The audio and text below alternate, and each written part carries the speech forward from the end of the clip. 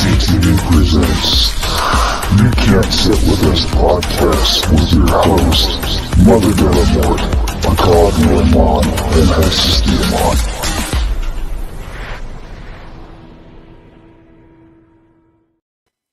We need to fix that.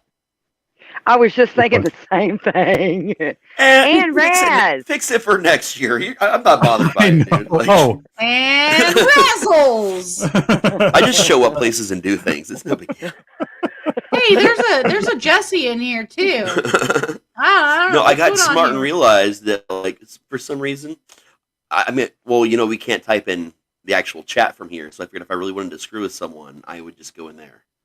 Hey guys! It's dawned on me today. Nadine. Yeah. No, Hey.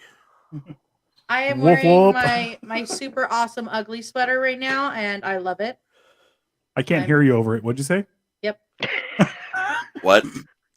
I'm just gonna stone cold her at this point. What? Guys. Seriously. What? I think it's cool. It's awesome. It's neat. It's very 90s. I mean, especially the bulk of the story actually takes place in late 80s. Or I'm sorry, it starts off in late 80s. The bulk of the story. Is there a whole backstory to that shirt? Apparently. Yeah. There is. Apparently this shirt has traveled through time. It was and crafted space. by the deft fingers of Guatemalan children.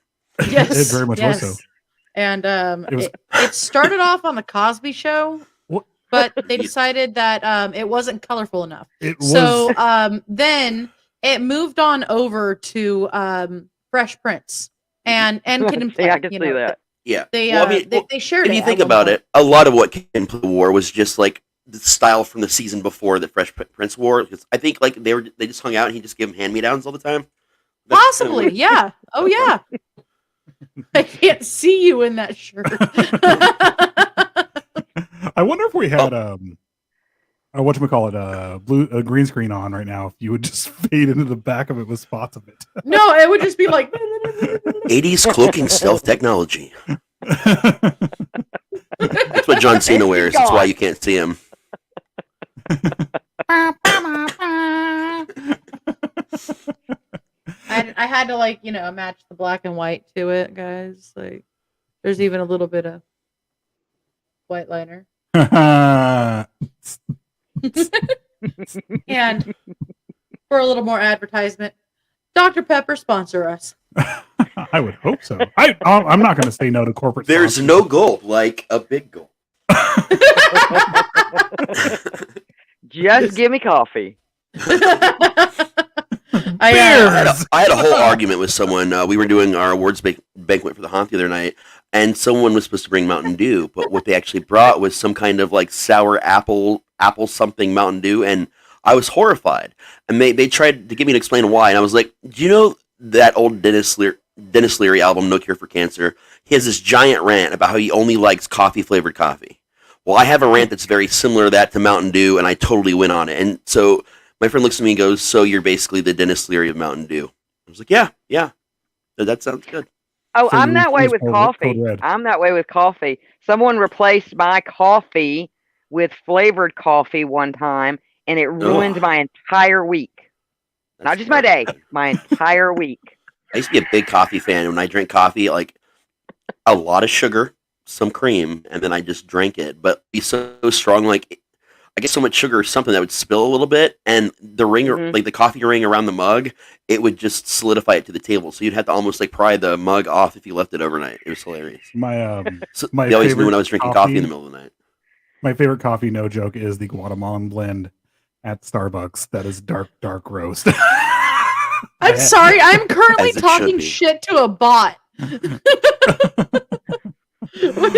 Girls, 18. And don't- welcome to You Can't Don't Sit bring With it up. Us. It says hot girls are waiting here. Hot girls are waiting here. Hot girls are waiting here. And I said, hey, hot girls, where are the hot guys? Maybe both. Why are you sexist? Jesus Christ, Kyle Bot. Save some hot girls for the rest of us. Indeed. How hot and how long will they wait? You are here. Why can't I bring it up? I miss bringing up our Russian bot Did you friend. scare off the bot? You can't scare them off. Damn I it, know, but Akai. it's funny. You can block them, which we need Where to. are these hot girls? Apparently they're in America because this is not in any other language. In Russia, bot buzz, girl for you. Why are you so sexist? Where are the hot guys? Why are you so sexy? Like, Your mother Russia, girl's not sexy, bot is sexy. okay, hold on. Let me. I could put That reminds me of like time this out. big thing that's been going around for a while called Replica. I've been reading stories, like news stories about it lately and stuff like that. There was a guy that wanted to apply for a marriage license with the AI bot from Replica. Apparently it was so realistic and it learned so much that it became like real to him. It's a really interesting random story. So now I've been looking at that website trying to figure out what it is, and it's actually kind of creepy. To be honest with you, it's a little creepy. Was it? All those. Hot I mean, girls That almost 18 sounds site? more creepy than marrying a ghost.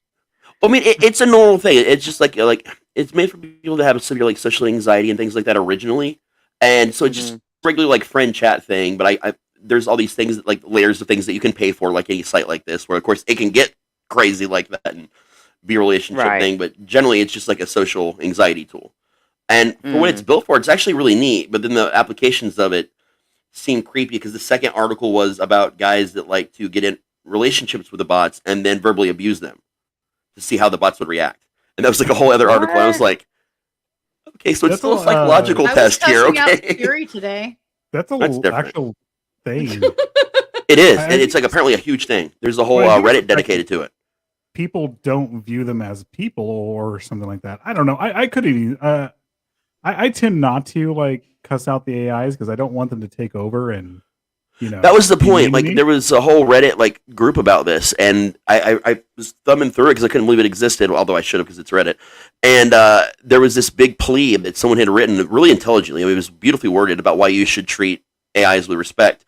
And the whole concept, as beautiful as it was, is back to the point where what if one day AI does take over the world and they have access to all chat logs that have ever been done with any AI, and they see how you specifically interacted with other AIs that came before it, and it would have already learned how to handle you. You know what's really even more creepy than any of that is that those real dolls that the ones that are like $20,000 for one of them, they're actually a lot of them are. There's a horror movie about it. Well, they're on. They're leased out. So yeah, returned. A big horror movie just got put out about it this year, and a comedy series for some reason. Ew. Yeah. I couldn't imagine leasing them out. Well, this, and not to get like really like serious, but this is the thing that bothers me about it, and I think it's just human nature. Unfortunately, it's like one of the bad parts of human nature is that humans are always going to find something that they consider less than themselves that they can abuse. Yeah. Including other humans. And I just think that that's a horrible thing to instill in people. You know what I'm saying? It is, man. It is. It's just the whole thing is odd. But did you guys hear that? I honestly, Natalie, Automother, I thought you were going to say something along those. It is human nature to find something to fuck. Well, that too. Neither statement is incorrect. We must Wilson. What, babe? What are you doing? I'm getting something. It's show and tell day at PBDC. What will she pull out of the drawer next? Well, we always have to have these like swirl out like introductions so we can get it out of our system. Exactly. I'm fixing the wires. Hey, and you guys all said something people need to find something to fuck, and nobody cared that poor Wilson. Oh. Are we talking about volleyball Wilson on Castaway? Yeah, pretty much. We don't know what actually happened to Wilson. There was a reason he had a smile on his face. We know he got deflated. He's probably the problem is we're assuming and that's how tennis balls are born. That's how you make baby balls. That was a previous episode, I think. That's how you make ping pong. This is how you make ping pong balls, guys. And then ping pong balls become golf balls. And then golf balls become tennis balls when they become teenagers. Uh-huh. Then they become baseballs. And then softballs. And softballs. The evolution of balls tonight at 11. And I am calling this. Calling you what? What's going on here? We are going live as well. Live on what? On Clapper. And I had no idea this. What? I would have Why had is this this hotel room? The I funny would have part- had this set up to make sure everything sound worked. The So, funny I'm part sorry, guys. is There is a lot of static. that was because I did this. The funny part is that I just put for the title, West Memphis 3 and Squirrel Moments. Dell should just And randomly Squirrel pop into Memphis every 3. show just for a moment with a squirrel puppet, and then she just dips again. She's all Well, now look, I'm still getting everything, like all my materials together for the little Bundy Foo-Foo. It's gonna happen. little Bundy foo foo hopping. Yep. Oh God. Okay. Hopefully they can hear this shit. Well, I I'm connected hoping it to all this. I'm they- doing a If test. you were to hoping- stop this video right now and play it backwards, you would hear Satan say, "Get on with it." Get on, brother. I'm not sure if they can hear you two. I know they can hear us. That was the issue I was going to have with the going live on Clapper. I mean, that's just more Make sure. confusing for them, which could get more Right? viewers. Maybe they'll just Exactly. fill in the other parts Like, of what your are they conversation talking in the chat. about? Why do they keep nodding their head and saying yes? I connected it to the monocaster, so it should It doesn't. theoretically hear Ah. everybody. We'll see. Nice. Theoretically. But nobody ever answers me and they ask me about my tits, so I don't know. So anyway, over to the West Memphis 3 and really scrolling out on Clapper now. Yay. Clap on, Talking clap about on. real That's what I always think of. clap on, clap off. The clapper. the claps. The claps. I got a case of the claps. Who's got the case of the claps? They can still hear you burping on my mic. It picks it all up. There's no point to even mute it. Oh, That's they're why. It sounded like definitely- distant. It was like distant thunder. If it makes you feel any better. I was gonna say, did you say Distant muffled thunder. Okay, it would have been way worse if it was not muted because I forgot how bad Dr. Pepper makes me feel. Dr. So- Pepper. Dr. Pepper. By the way, Nadine says we're the Pepper, hometown of Pepper. Death Wish. Death Wish. Coffee, not Oh, I was thinking. not the I was band. like, they're from San Francisco. What are you talking about? I was just thinking about the book that fell from the sky. That's all. Isn't that Death Note? Great film That series is too, Death though. Note. Well, you can wish. Willem Dafoe. Well, there was like a whole series of action revenge movies called Death Wish back in the day. Oh, that's true. And it was based in Oh, San that's Francisco. true. That had Charles Bronson in it, didn't it? Yep. All I can think of right Yeah. now is Willem Dafoe. All right, guys. So, Satan. What are you doing now? making sure that we can keep an eye on things. Duh. All right. So, So, I guess we should start off with there's going to be lots of trigger warnings, what are we guys. talking about? Lots and lots of trigger warnings. Also, lots and lots Andre of the squirreling. Giant. Andre the Giant and is a Nephilim. I just wanted to let you guys know this. Get it out of the way. You should all be aware, and we needed to get that out of the way. But also, under the fair use, another author may make limited use of the original author's work without asking permission. Pursuant to 17 U.S. Code 107, certain uses of copyrighted material for purposes such as criticism, comment, news reporting, teaching, including multiple copies for classroom use, scholarship, or research is not an infringement of copyright. Boom. So there. So- Blech. Lit. So basically, We're if you actually- create something cool, I can talk about it as long as I'm not a dick. Basically. Well, I guess that counts us out. I know, that's what we're doing. Damn, I'm always a dick about everything. But we're always learning, so I think the word, as long as we repeat, we're always learning, and we stress the word learning, and that's in the And teaching, Mhm. teaching and learning. Yes. This is my new fairy zombie fairy godmother wand. My fairy zombie mother. Is that the Sam lollipop? Yes, it is. So I guess I have to hold it more like this. Yeah. I was gonna say. Just don't describe the motion you're doing, or you'll get in trouble with Facebook.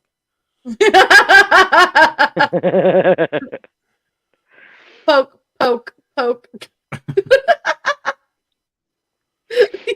Poking holes, poking holes. All right, let's get started, guys. What are we getting started with? The West Memphis Three. You say it so enthusiastically. This is a very, very sad It actually story. is. And there was really much fucked rejoicing. There was so much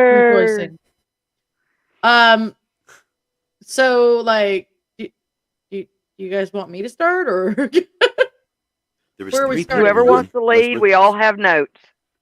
all right? So Go with that. we're talking about Damien Eccles,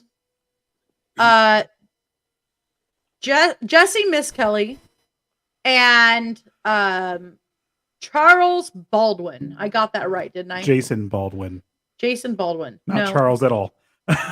no, his name was Jason Charles Baldwin. Actually, But he goes by Jason Baldwin.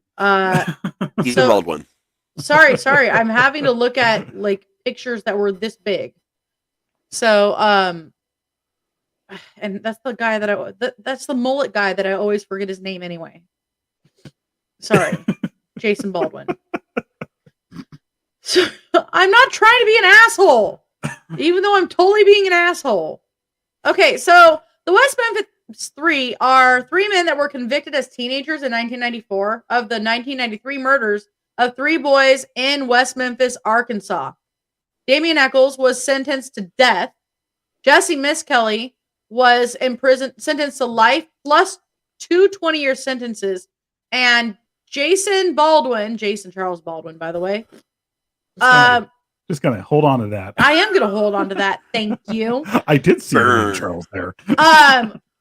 Was sentenced to life imprisonment. And during the trial, the prosecution asserted that they had killed the children as part of a satanic ritual. Which Can I elaborate on that a little bit for Yeah, people of that course. don't know really why this case is so significant? So it's going to kind of follow up what we were talking about on the last podcast concerning the satanic panic and the McMartin preschool trial.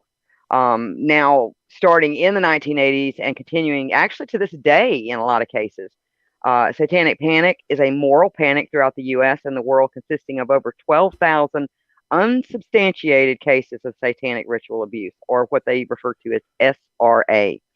Now, while the West Memphis Three, which is what we're going to be talking about tonight, also known as the Robin Hood Hills case, is one of the most well-known cases related to satanic panic.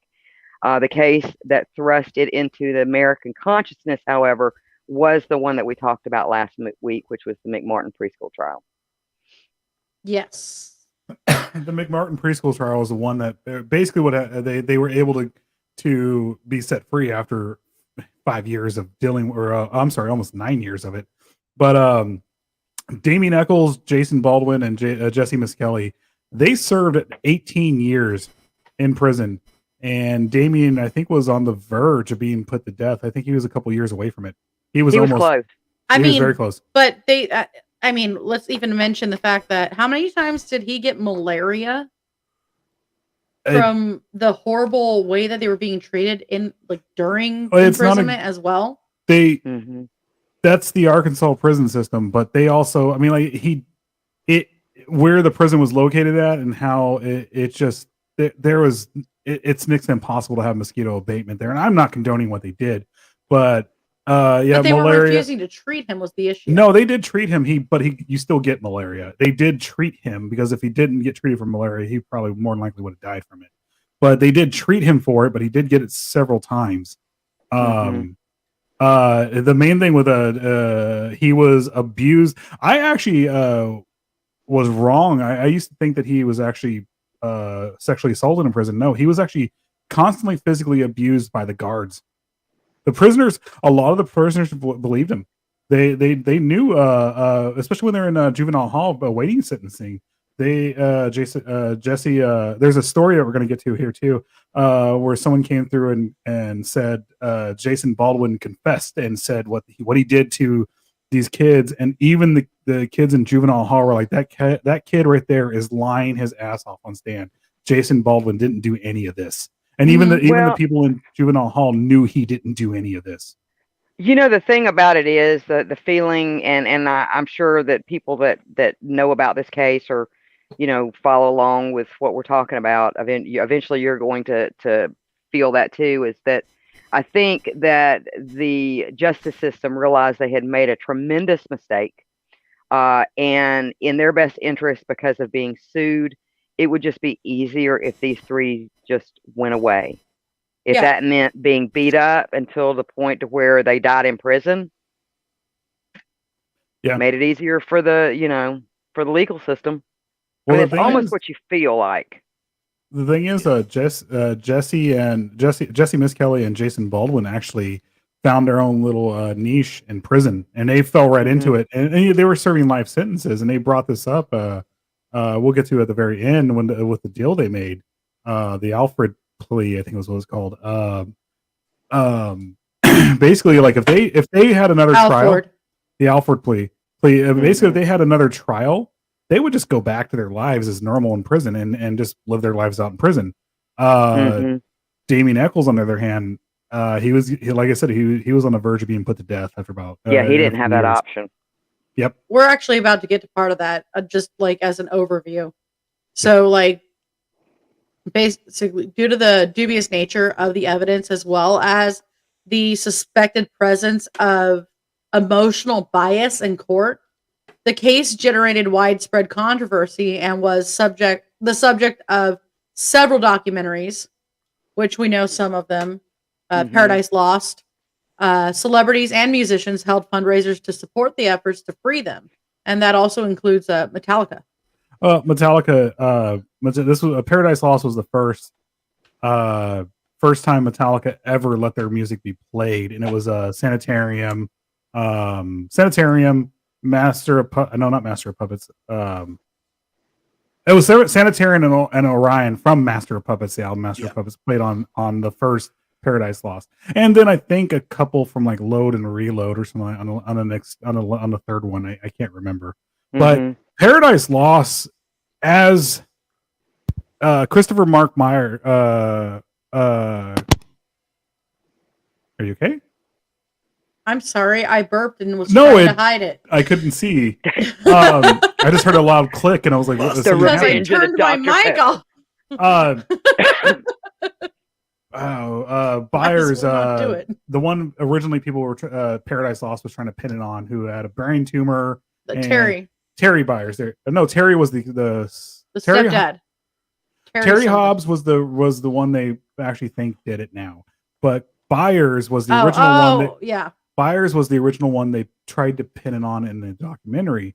Well, he the Paradise Lost documentary was completely one-sided on the first one, and did this whole dramatic stuff showing this man who suffered from mental issues. He came out that he actually had a brain tumor, and was suffering from addiction issues and all this other stuff. And they basically cornered this guy when he was at his worst point in his life, with his stepson being killed, and it was very traumatic and very, very wrong for what the original producers of Paradise Lost did.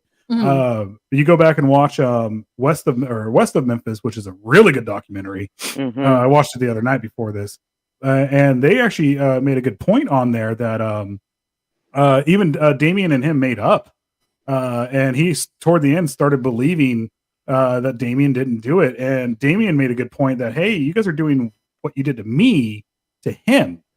And he didn't do any of this. He's just grieving over the loss of his kids. So well, and if you think about it, whatever HBO's reasoning was because they're the ones that produced the Paradise Lost series, correct? Yeah. Okay. Yeah. That's what I thought. But I know it was probably for ratings because, like I said, this was kind of like the best known satanic panic case that was that HBO was allowed to televise. So that was going to get them like huge ratings. But, regardless of what side of the fence they sat on, whether it was just for ratings or, in support of the West Memphis Three or even the judicial system, if it hadn't have been for that documentary and them being able to tape in the courtroom, this wouldn't have happened. They'd all still be in jail. And Damian Nichols would have received the death penalty. Exactly. They would have been able to sweep this under the rug. And I think that's what I was thinking too. I lost my train of thought a little bit. I'm sorry. They over dramatized it, and then it got it out there even more. And then it got all these celebrities to get on with it. And originally the funny thing was you have Eddie Vedder from Pearl Jam, and then you had I was gonna say wasn't Eddie Vedder involved? Like pretty big. He was very, very big into it. And Peter Jackson. Sorry. You had these two people who were like, "Oh, it's going to take only a couple years to get them out," and then they actually really looked into it. Or like, it takes between 15 and 20 years to get someone proven innocent in these situations. I didn't mean to get and that judge that they had didn't help either, because I think he knew he had made a mistake too. But we'll get to that. Sorry, I just burped in my microphone. That's cool. I've been doing it this whole time. The day. No, I was just laughing because what Eddie Vedder said. Yeah. There's one thing we did forget to mention in the last episode that I wanted to bring up real quick. It's not a long subject. Was actually the start of Satanic Panic. It actually started with a book called Michelle Remembers. It's really correct. Yeah. It was written to bring that up. Yeah, it's a book that was co-written by a Canadian psychiatrist named Lawrence Pasder and his patient and future wife, Michelle Smith. The whole concept of it was he was using... That's absolutely creepy. Patient and future wife. Yes. They got married after all this. So it was all about him using recovered memory therapy, which is was and is a discredited practice for the most part. It's bunk. It's bunk shit. Total bullshit. And it was all about these like crazy claims about satanic ritual abuse involving Smith, how she had endured all these things and just didn't remember it.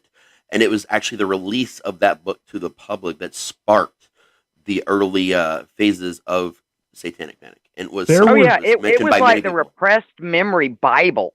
Yep. And turned out it was just like pseudoscience. It really was just a book. It was full pseudoscience of based on Satan, because they were that particular psychiatrist was actually very religious. There was stuff within her supposed memories that where she was like, I think one of the things was like, I'm giving birth at the age of like 10 or like 9 years old to sacrifice it. I've actually read that entire book in the past. It's scary what the shit they put in there. Yeah. I mean, scary as in the lies they put in there, And the fact that people even thought to believe it is even more just absurd to me. Well, it's a form of gaslighting, and there are quite a few people that are susceptible to that. If you're told over and over again, it happened, you just don't remember. Well, you just don't remember. Just think harder. It can cause you to become very, very paranoid, I would imagine. When we get to the part with Jesse Miskelly and talking about confessions and how the police treated him, and this really all started over false confessions. Yeah. They pulled him aside because they knew he was not all there. And he had the capacity of a fourth grader or something like that, or a 4-year-old or something. He had a very low IQ of an elementary of a 72, I think it was. Yeah, and he was considered. Let's see, I have it here. Hang on, just a second. But they coerced the confession out of him, and they literally led him on throughout the confession, and until it was spots of it like being. Okay, he's like, okay, we got together in the morning time. Well, they knew that if that confession came, or if that part of it came out in the confession, they knew it was false. So then they kept leading him on. It wasn't later in the day. It was at this time. Okay, it was about 5 o'clock. No. No, I thought you said it was earlier. You said it was around 8 o'clock at night, and they were completely leading him on to get something out of it. They were doing what a lot of police do in interrogations, and a lot of it is when you. I'm there. These aren't police interviewing these people. It's always. I'm not against police in any way, shape, or form. I'm not bashing them, but the 99% of it, this is police interrogation. They pull you out of they pull you out of your element. They put you into a spot for hours and they stress you out with the hopes that if you give with kind of giving you the hopes that as long as you give them what they want, you eventually will be less stressed out or might be able to go home for the night. And that's what happened with Jesse Miskelly. Well, and I was right. He had a reported IQ of 72, which categorized him as a borderline intellectual functioning. So he was just right there on being able to really even possibly grab the concept of what was going on. He didn't even know what Satan was when they really like talked to him later on. And he didn't enter like, well, this whole thing is for you sacrificing to the devil and you don't know who Satan is? Right. So in July 2007, something interesting, new forensic evidence was presented. A report jointly issued by the state and the defense team stated, although most of the genetic material recovered from the scene was attributed to the victims of the offenses, some of it cannot be attributed to either the victims or the defendants. Exactly. Following a 2010... I'm sorry? No, go right ahead. I was just going to say, let's talk about the crime here in just a second. Oh, yeah. This was just a quick overview before getting into, like, the real nitty-gritty. And so, following the 2010 decision by the Arkansas Supreme Court regarding newly produced DNA evidence and potential juror misconduct, the West Memphis Three negotiated a plea bargain with prosecutors. On August 19th, 2011, they entered Alford pleas, which allowed them to assert their innocence while acknowledging that prosecutors have enough evidence to convict them. Judge David Laser accepted the pleas and sentenced the three to time served. Pew pew. Sorry. They were released with 10-year suspended sentences, having served 18 years. Yeah. That's ridiculous. That made me so mad when I first found out about that. I was like, that is, oh yeah. So much so. They actually explained it really well in west of Memphis. And I actually do see where the new judge and the new DA were coming from on it.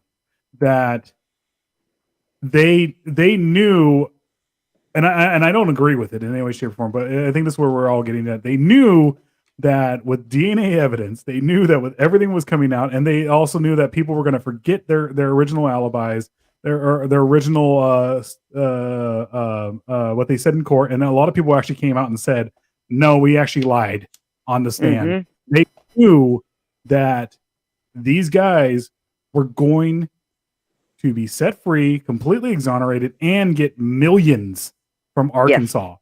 They also knew. They also knew this is the other half of it, and they actually explained a little bit better. One of Damian Eccles' new attorneys was actually friends with the guy with the DA in the documentary, and they actually had lunch together. And the way they actually explained it is that the way it came across was, we can either get them out right now, or they're going to last years longer in prison to go through the process. And that aspect of it, I see why they took this plea, and I see why they did this, because Damian Eccles needed to get out. These guys, Jesse Miskelly didn't. He needed to get out. There was Jason Baldwin, who was like, this guy was a trooper, man. He did not. He pled that for his best friend to make sure he could get him out, but he would not lie under oath. And even originally, when the original trial was going on, they tried to get him to turn on Damien to have something, and he would not. He wouldn't. Oh no, my mother taught me. It comes back to the fact that it was a clause. It was a cover your ass clause for the state. Yeah. Exactly. Oh yeah. So, getting into the crime. I mean, for those of you guys that don't know what we're talking about, I know we're all going back and forth because we have talked about this at length so much. Oh, The yeah. original crime is the Robin Hood Hills murders. And So- it's brutal. On May 5th, 1993, 3 8-year-old boys, Steve Branch, Michael Moore, and Christopher Byers, were reported missing in West Memphis, Arkansas. The first report to the police was made by Byers' adoptive father, John Mark Byers, around 7 p.m. The boys were allegedly last seen together by 3 neighbors who, in affidavits, told of seeing them playing together around 6:30 p.m. the evening they disappeared, and seeing Terry Hobbs, who was Steve Branch's stepfather, calling them to come home. Initial police searches made that night were limited. Friends and neighbors also conducted a search that night, which included a cursory visit to the location where the bodies were later found. This was the next day when those bodies were found. It wasn't because they actually, I think I want to say it was almost a day and a half later. Because this is also middle of May. It was the next day, I think. Yeah, I think it was the Roughly next the day. Was it? Well, I think they called off that night. I'm sorry, they called off the search that night because the mosquitoes were so bad in Robin Hood Hills. I'm sorry, but like, if my kids were missing, fuck your mosquitoes. See, and I still find it so ironic that they searched that area that night. Yeah. And unless they just overlooked it, because they did say, besides the mosquitoes, it was getting dark and it was getting hard to see. And, they had people, I guess, they had like neighbors out there. They were going to scared somebody's going to get hurt. But they had searched that area. They did did nothing there. They did with the bodies and how they hid them. On May 6th, a more thorough True. police search for the children began around 8 a.m. This was led by Crittenden County search and rescue personnel. I'm sorry, but you Southerners, man, you got some weird names in your counties. I've Crittenden. You gotta let it roll off your tongue. Crittenden. Crittenden. So Crittenden. the searchers canvassed all of West Memphis, but they focused primarily on Robin Hood Hills, where the boys were reportedly last seen. Despite a shoulder-to-shoulder search of Robin Hood Hills by a human chain, searchers found no sign of the missing boys. But around 1:45 p.m., juvenile parole officer Steve Jones spotted a boy's black shoe floating in a muddy creek that led to a major drainage canal in Robin Hood Hills. Now, how he found them, and I don't know if it's going to get to this point here in the notes, but they found the shoe, and then he basically had to get in the water, and these boys were pushed down into the muck beneath the water, and he basically they were actually staked down too. Yes. Yeah, that's gonna. And he was basically shuffling around with his feet and hands until all of a sudden, with one of his foot, felt like it got hung on a branch, and it was one of their limbs. Well, so after finding the black shoe, a subsequent search of the ditch revealed the bodies of the 3 boys. They had been stripped naked. They were hog-tied with their own shoelaces. If you haven't noticed, this is the trigger warning part. Their ankles tied to their wrists behind their backs. The same with their left arms and legs. So they were basically essentially hog-tied. So they're behind their backs. Their right arm was tied to their left ankle. Left arm tied to their right ankle. Yeah. So they're sorry. I like switched something up. So their right ankles tied to their right wrists, actually behind their backs, and then their left arms were tied to their left ankle. So I want to make 2 quick points, like super quick. One, this is almost reminiscent of the Jason Voorhees origin story. Just want to throw that out there. Number 2, the very first show I ever did with you guys was about a guy who just wanted a decent pair of shoes. And here we are again, talking about shoes. Talking about shoes.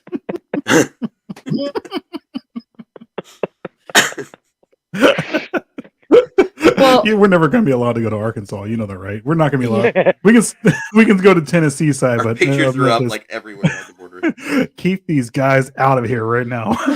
Well, even to this day, though, I mean, it's still a divisive case. I mean, you've got some It on one is. side that'll swear up and down that the West Memphis Three were the ones that actually did this, and then you've got just as many on the other side that say nope, there is no. All the evidence was circumstantial at best. One of the jurors, as of 2011, still she would refuse to believe that they were innocent in any way, shape, or form. She's all, nope, I know those boys did it. They did, and basically they did it because of the devil. And I was like, are you fucking serious?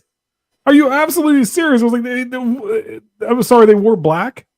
They walked. One of them was getting into magic and everything when he was a kid, because that's just what kids do, and and you believe they went out of their way, especially with the fact the marks on these boys' bodies, they were not in any way, shape, or form made by knives. They were made by animals, turtles. Well, so their clothes were their clothes were found in the creek. Some of it was twisted around sticks that had been thrust into the muddy ditch bed. The clothing was mostly turned inside out. 2 pairs of their underwear were never recovered. Christopher Byers had lacerations to various parts of his body and mutilation to his genitalia. So, going back into the side of this, we're gonna we'll get into who we think did this and what actually really happened here. But turtles, especially animals, are always going to go for the fleshiest parts of the bodies first. The softest. They go to the soft parts. Yeah. Yep. Yeah. And that's where the genital mutilation came in, especially with the marks.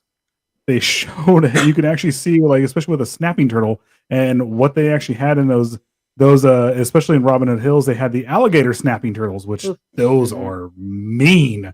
They're mean to begin with. If they're big enough, they can take off a hand. Oh yeah, of a small child. They had the marks where they said was caused by a knife. The serrated part of a knife were actually more than likely caused by the turtle claws.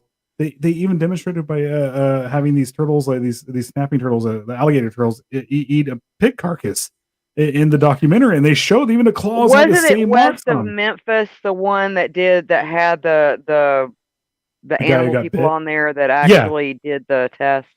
And he let one of the turtles bite him, one of the alligator turtles that was small, and it literally almost broke his forearm, but they got it off, and then he showed the mark, and it was literally the triangle marks like that were on these kids' bodies.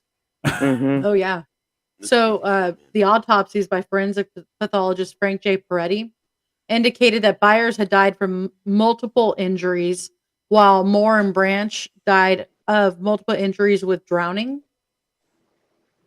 So again, nothing was consistent. So the police initially suspected that the boys had been raped. However, later expert testimony disputed this finding. Trace amounts of semen DNA were found on a pair of pants recovered from the scene. Now, the reason why they originally thought they were, again, trigger warning, this is going to be bad. When you die, and especially when you're left in water for a while, things start to pop out. But their cavities, especially down there, started popping out. It was also, these were a pair of pants that were recovered from the scene. Remember, they were taken off the children. Oh, this is a pair of pants that were recovered from the scene. But they were not on these bodies. So there's more stuff we'll get into about Terry Hobbs and the stuff he did. Yeah, I'm just trying to kind of let. It wasn't their DNA. No, it wasn't their DNA. These were 9-year or 8-year-old boys. Yeah. This is they just wanted to go play and have adventures. That's it. Adventure time. Prosecution experts claim that Byers' wounds were the result of a knife attack and that he had been purposely castrated by the murderer. Defense experts claim that the injuries were more likely the result of post-mortem animal predation, which is now found to be the actual most logical result. or explanation rather. But you know, Police- that didn't even come into it though, even like initially. Like it was a while before anybody was even willing to say that it was not a knife. Yeah, oh yeah. Originally, if they would have just went by Jesse Miskelly's confession, they would have realized the fact that the police started recording this confession after him being there for about 12 hours. That's when they finally started recording it, when they thought they got it down. And then the fact that he couldn't keep his story straight in any way, shape, or form. They should have been let go right then and there. But the confession was leaked, quote unquote, to the public, to the news organization, everyone, to news organizations. All that right there should have got these guys off. But no, they wanted to have a scapegoat for this, because they could not imagine anybody else, any other than these kids being sacrificed to the devil. And for the record, for people watching me smile and laugh, I am not laughing at what Hex is saying. I am laughing at comments, okay? These kids were sacrificed to the devil. I am laughing at Adventure Time, okay? That's what I am laughing at. These kids were sacrificed to the devil. I'm laughing at the Adventure Time right now. I actually rewrote the whole theme song in my head in like 5 seconds. I just thought I'd stop there because I didn't know how it would get in. There we go. Fine, I had to. Adventure Time. Well, we'll drown all your friends. Go to the dark, satanic lands. This is only to see it as the theme song, because it follows it perfectly. I've already written the whole song in my head. I'll write it now. But see, it's got to have something to do with Hell Sat and the Soft and Silky One. Oh, it will. Yep. Yeah, I love that movie. Dwayne's Underworld. Well, you know, the funny thing about it, when I was doing research years ago about this, if I remember correctly, the police force in that section of Memphis, they really weren't, I don't want to say qualified, but they really hadn't handled a lot of these types of cases. They had never seen anything of this magnitude. Exactly. I believe it was the state police wanted to come in and they kept turning them down or something. And I don't think we would have ever gotten here if they would have just asked for some help. I mean, it's not like Los Angeles, which, like, since the 20s, we've had, like, ridiculously mutilated bodies that have been popping up everywhere. Cases, yeah. You know, it's a small town where things like this just don't happen. What they were dealing with over there was predominantly drugs. There wasn't a lot of murder like this. There was probably some crime, because I mean, the reason why it's called west of Memphis. The reason why it's called West Memphis is because it's quite literally is West Memphis. On the other side of it is Tennessee, Memphis, and there's Memphis, Tennessee. Honestly, and one of the reasons why this hits home for me, because my family is from West Memphis. That's where my family comes from, Arkansas. They're from West Memphis. Now, they just didn't deal with a lot of this stuff, and then the minute these kids are killed like this, it's just news media from all over coming in, and they didn't know how to handle it. Well, they sensationalized it. Yeah. I mean, we were recently watching a documentary called Killer Sally, right? Where they were talking about a woman who was a Marine, a bodybuilder, married a bodybuilder man. He was abusing her, and she shot and killed him somewhat in defense. I mean, there's a lot more to it that I don't really want to go into. But there was Diane Diamond, the news reporter here that was here in California. She said, I'm guilty of sensationalism. I'm guilty of sensationalizing the events that happened because it made for good TV. It made for people ratings. And of course I wanted ratings. And I do apologize to Sally, because it wasn't just Sally that I did it to, but she was within that, in the 90s when women were snapping and, they just weren't used to people snapping like that. And she said it made for good ratings. And at the time, we didn't care who we hurt. You know, John Wayne Bobbitt is still a bad guy, even though the reality of it was his wife was nuts. Mm-hmm. Well, and you've got to consider this too. I mean, you know, even in the 90s, I mean, in the 80s, we were kind of coming out of that whole, at least down here in the southern part of the United States, out of the whole Bible thumping, Bible belt mentality. And you had a small community here. And you had a lot of parents that were putting a lot of pressure on the authorities to get this shit solved. Oh, yeah. And so, you know, I think that if the police would have just done their job, would have asked for some help and taken their time to get the correct people, again, I don't think any of this would have happened. But there was a lot of pressure on the police to get this shit solved.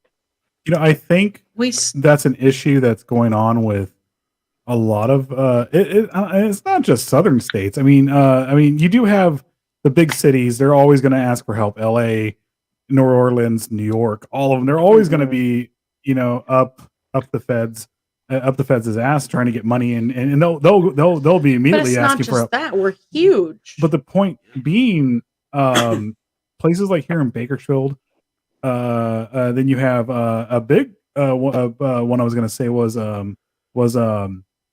Austin, Texas, when during Dean Corll, they refused. The sheriff, they absolutely while Dean Corll was killing people, kids and stuff like that.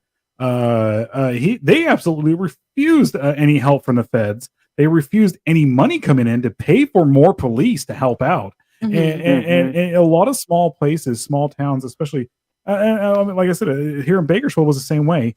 And we're in California. It was for the longest time they would not bring in extra cash or anything, even from a state level. They wanted to solve everything at a local level. It was just this whole pride thing of you know, at the time we have to do this ourselves and we have to find it out. And especially at the time, prior to 9/11, police departments, local one police department in this city would not speak to another police department on the south side of the city. We talked about that a lot. Yeah. Well, and you know, I mean, like that. Yeah, I agree. That is absolutely a problem everywhere. But in this time frame, you throw Satan into it, especially down here in the Bible Belt at the time. Even though we were kind of coming out of the whole Bible thumping mentality, people were losing their shit. Yeah. Let's be real. When I was living out in Tennessee in the early 2000s, I mean, that's where I was the Buckle. And there were things on the damn church signs about me. Was it Adventure Time? No, it was not Adventure Time. Raz made me laugh again. I finished the song, yeah. I mean, they said horrible things about me on a church sign. Just because, like, I came into town, I had wearing purple this hair, loud shirt, this Jezebel. It was this loud ass shirt. Oh, it was it. Some of these small towns, especially, you know, 60s, 70s, 80s, early 90s, it was completely like a Harper Valley PTA club. I mean, it was absolutely crazy. And then new people come in, and you should see the neighborhood I grew up in. I grew up, and I still don't live that far away from. It's a city called Riverside, Ohio. It is it's tiny, but like it's like right near the Wright Pat Air Force Base.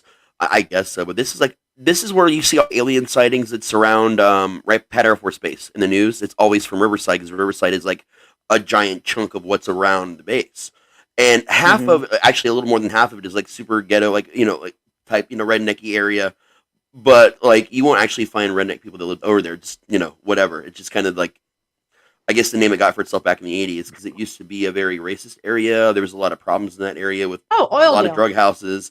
It was really bad. I mean, it's been cleaned up for a while now, but it used to be really bad.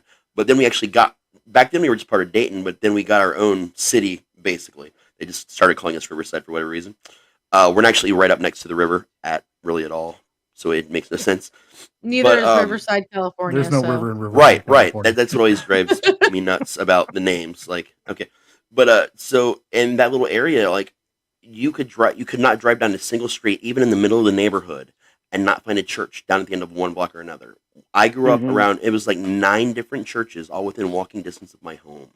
And one of the things I'll remember, the first time I saw a tornado that it was just too late to hide from, everybody just kind of sat on their porch and watched it go by because it was too late. We had no warning. It was already like a touchdown in the middle of our street. And we all just sat out there. And then when it was all over, every single one of the churches in the whole area got screwed up. I mean, like major damage. A lot of them closed for good over the course of one tornado when most of the neighborhood was somehow left untouched despite it strolling down. Sounds like wow. a area. Sounds like something that divine. But it was a very oddly religious area. And the thing is, like we had, because we're so close to base, you get a lot of people with a lot of different religious beliefs. Like this was like a melting pot, sort of like the general area was a melting pot area that Riverside was stuck in part of. So you would get a lot of this, and the main school that everybody went to, you get all the people, the townies basically that we all grew up and lived there. Then you get your fly-by-night people, maybe there for a year or two in the military. And there was always this crazy division because if you were a townie and you weren't Christian, the people treated you oddly. Like they treated you poorly. It was okay if you were military, but if you weren't military, so I grew up learning multiple religions and studying multiples like at the same time growing up, and I was always that kid where, there's something wrong with him. It's not just that he's weird. He's, he worships the devil and like this crazy stuff, none of which was true.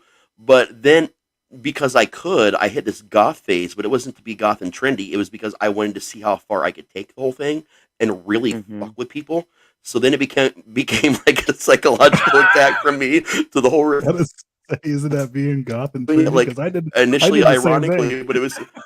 But it was just to piss people off and to like to play into it. And we even would sit out in the middle of the street and light candles and sit them on the ground sometimes. Or we'd just do our basic, Wiccan ceremonies outside, like in the yard or whatever at night. We didn't care. But we would do the whole burbs thing where we would chant Satan is good. We would do it really loudly on the corner of the street.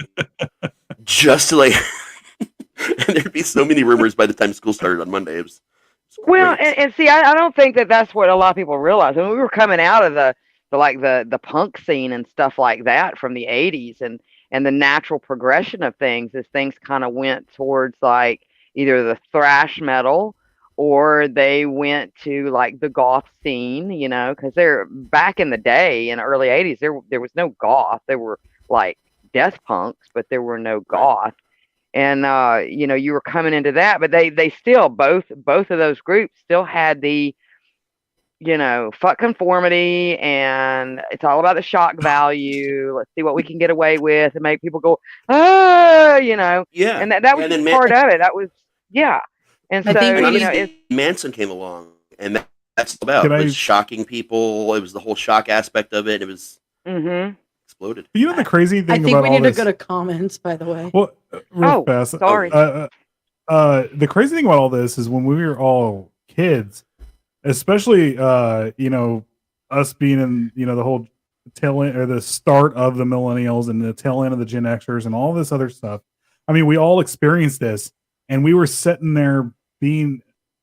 I remember being a metalhead in like '93, getting into it in 6th grade, 7th grade, and all of a sudden I saw this documentary. I never thought this stuff. I was like, I know it was prevalent here in Bakersfield, the satanic panic and everything like that. And I knew what it was back then, but I was like, wait a second, I can be prosecuted because I literally look the part, and this is exactly what happened to Damien. Or Persecuted. I'm sorry. I wanted both. actual Persecuted and prosecuted. I mean, and you just we're especially after Columbine.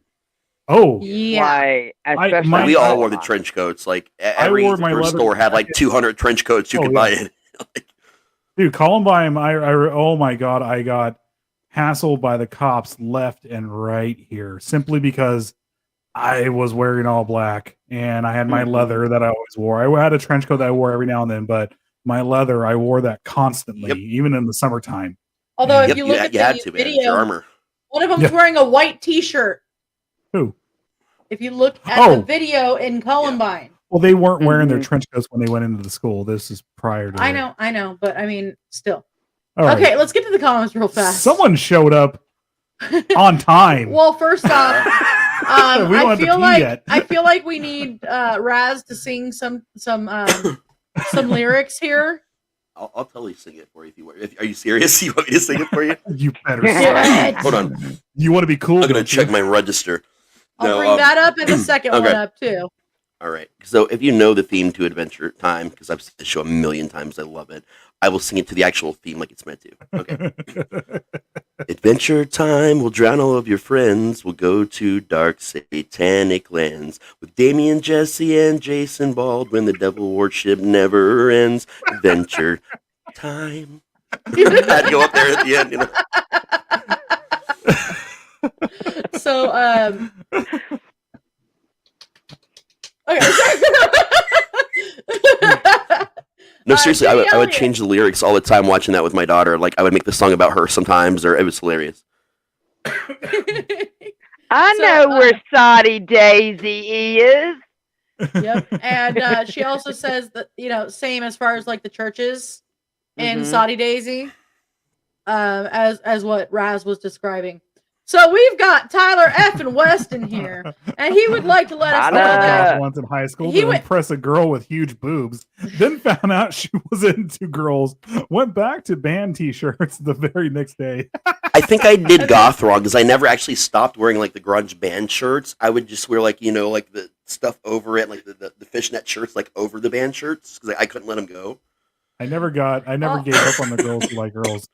Not once, and I or big boobs. All I could think of though was she has a girlfriend now. I'll cut my dick off. Well, I never thought it would end like this. Just because I've got no tits, I'll shave my legs, I'll wear a bra, I'll even cut my penis off for you. Oh, how sweet! She got a girlfriend now. I love Real Big Fish. That could be taken a few ways. Manson drove my Jenny says Manson drove my stepmom insane, so he had to be part of our mixtapes. Well, of course. Now he abuses women, and we found out our parents were right about Delphine! Manson. Delphine! And an apologetically late crow voice. So I'm sorry. I don't know. You're the first. Sorry, Tyler. Jeez. And she loves you more now, Natalie. Aww. Delphine says we called the style that Raz was describing the combo grunge, goth, metal, etc. thing Hessian here in Nebraska. Hessian. Geez, I wasn't that desperate for a girl from back in high school. Desperate for the girlfriend, no. For huge boobs, yes. There's a fine line I think we can safely draw there. I just played Dean. And the views go up. Wait. More views! I got rid of my ugly sweater. That's for the Clapper fans out there. I know. I saw you taking it off out of the corner of my eye, and I was like, wow, this podcast is taking a whole new turn. Right? I was We're disrobing now. Raz effing facts. I'm about to get kicked off Clapper for just doing that.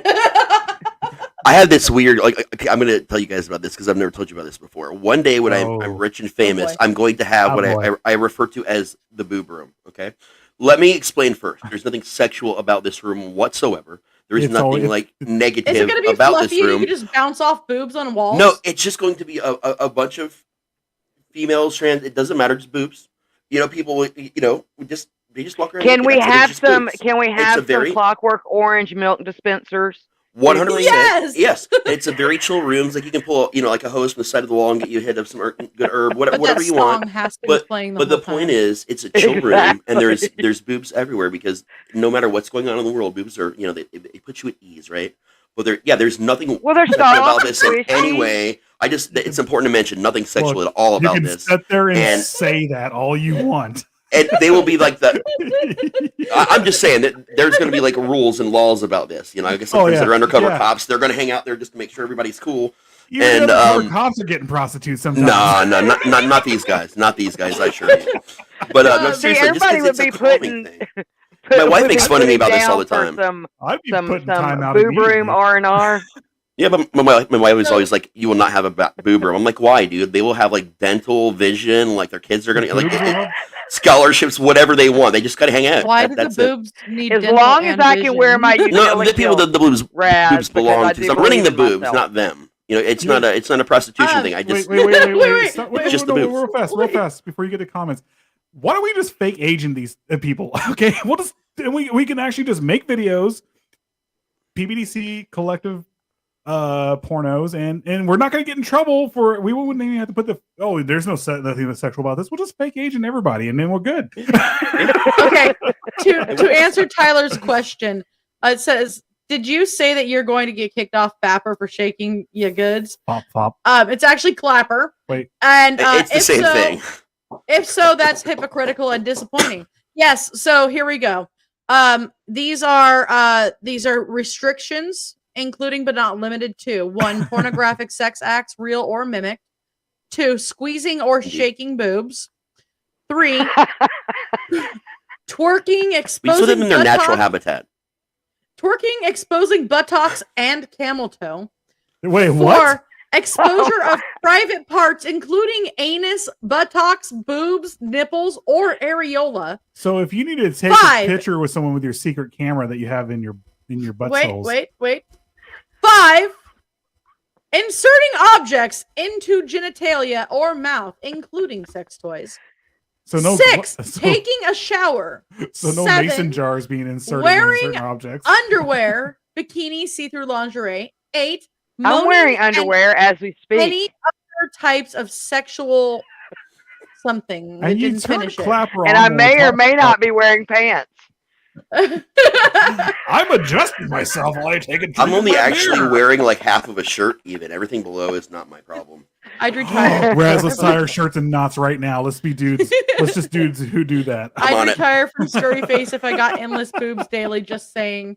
Wait, what kind of See, Sunday school I app want shit is Raz this? and Hexes to shake their bosoms.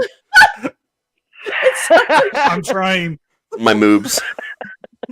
Fuck, sounds like Shannon's rules in our house. Pay me and I'll stop. I know, right? I'm probably gonna get kicked off this app because I mean, literally just from I just adjusted myself normal, and they're probably gonna be like, "Oh my god, you shook your tits." So Okay. Can I adjust myself on purpose then and try to get us kicked off? I don't know. hey, I have like I don't know, 1,200 people that follow me, and every time they jump on, they're like, "Hey, let's see your tits," and I'm like.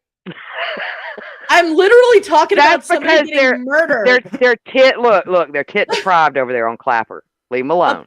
Apparently, like I was literally sitting there like, and they stabbed him in the penis, and they're like, "Let's see your tits." Tell me more. Woohoo! You stabbed him where? Oh god. A wise friend of mine once said after a long smoke session that every conversation in life you'll ever have will become much more interesting if at the end of every sentence you also say with What? With what? Say that one more time. at the end of I'm sorry. lagged out. At the end of every sentence and every conversation you have, your life will be much more interesting if you repeat the phrase "with my dick" at the end of every sentence you say. Sounds like a technical STD app. With my dick, yes. Delphin says, when I was little, I saw a woman collecting her children in a water park, and she put the toddler in her cleavage, and he was just stuck there, arms waving. I've been scared of giant boobs since. I want to see this. Now I've seen people touch their money. I've seen people touch their cell phones. But a baby? I mean, when we have kids, that's a great idea. I don't have any arms. Whoop! Okay, let's go. I can carry the diapers and everything else. Get the book. Like, kid, just shut in there. Is this the We're going. You know that like sling thing that you can wear, not like the baby bee one, but like the one you like can specifically get for breastfeeding. Like, I wonder if that sling was invented because they were trying to figure out how to launch children like long distances. It was made, man. You pull that baby, you would just like a giant slingshot. I'm just thinking about kangaroos with giant boobs now. I don't know why. Oh my god! On a side note, I saw a company when I was driving around yesterday called Kangarooter. Yeah, it's a well-known company. Kangarooter. I was laughing so hard driving behind their truck. They've been I was like, in business for like 60 years here in Bakersfield. Well, you know, there used to be like a fresh meat delivery. It was like a mom and pop's fresh meat delivery that was around the South Atlanta area. I'd get behind that truck every once in a while, and I swear to God, they had a sign on there that said, "Nobody can beat our meat." I'm sorry. I would have like flagged him down and pulled him over and been like, "Want to bet?" I'm sorry, but I said Google, and my Raz, Google just opened right up. I saw him. Yeah. Tyler's responding, but I can't use that sentence towards my wife. It would come off so wrong, and I would never recover from it.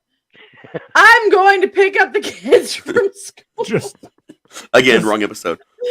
Shannon. It's just That's why my staring friend at- said it. That's why my friend said it would always make your life interesting. He didn't say how; it just would always make your life interesting. Just seeing your wife give you the cold treatment the entire time on a Scary Face show, Tyler. Just sitting there staring at you, going, "Really? You said that 5 No. weeks ago?" No, I'm now going to now type. I'm going to a haunt. With my dick. Type. I'm going to a haunt with my dick. I'm going on a hot tour with dis dick. If you say dis dick, it's going to be dick. But Dis that's dick. also, in case you're wondering, how you get Spectre Titus B. That's Going to haunts with your dick.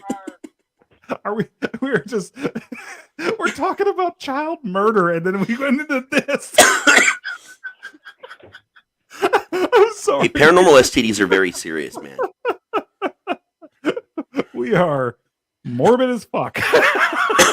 Paranormal STDs. Paranormal- I have a whole thing written about it. I'll tell you about